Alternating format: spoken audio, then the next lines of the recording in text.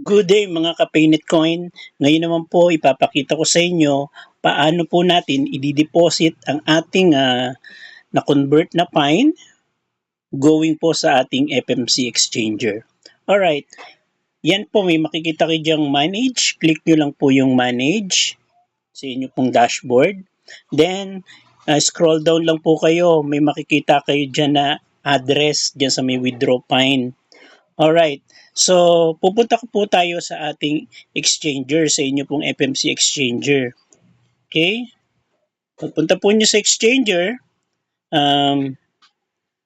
punta po tayo sa deposit. Click po natin yung deposit, then hanapin po natin yung Pine. Click po natin yan, and lilitaw po itong ating wallet address. Okay?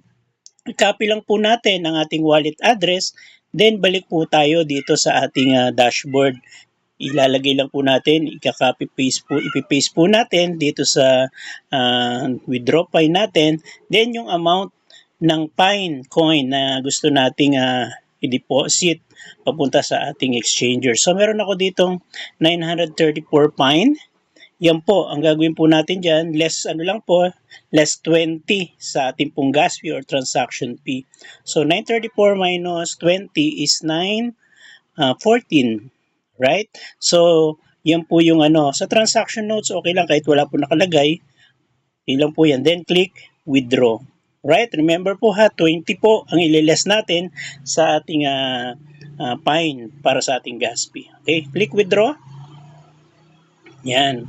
Mag-ano po yan, magme-message po yan na nakalagay, please check your email to confirm the withdrawal. So, pupunta na po tayo, scroll down nyo lang po, punta kayo sa scroll down yan, sa baba, meron po diyang verify. Click verify, then manghihingi po siya ng email OTP.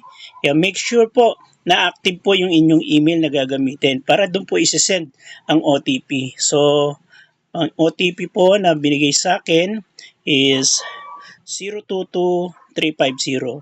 022350. Then, sa ating Google Authenticator, punta lang po tayo sa ating Google Authenticator. Yan. So, punta po tayo. Ang account nun is 554331. 554331. Then, verify lang po natin. Alright, yan po. Check na po natin yan sa ating exchanger kung pumasok na po. Alright? So, kanina $5 yun nandun. So, yan na po, pumasok na po. So, ganun lang po. Ganun lang po ang ating procedure. Balik-balikan nyo lang po itong video and hope makatulong po para sa inyong pag-deposit ng ating mga converted Pine going to our FMC exchanger. Alright? So, maraming salamat po and God bless us all. Thank you.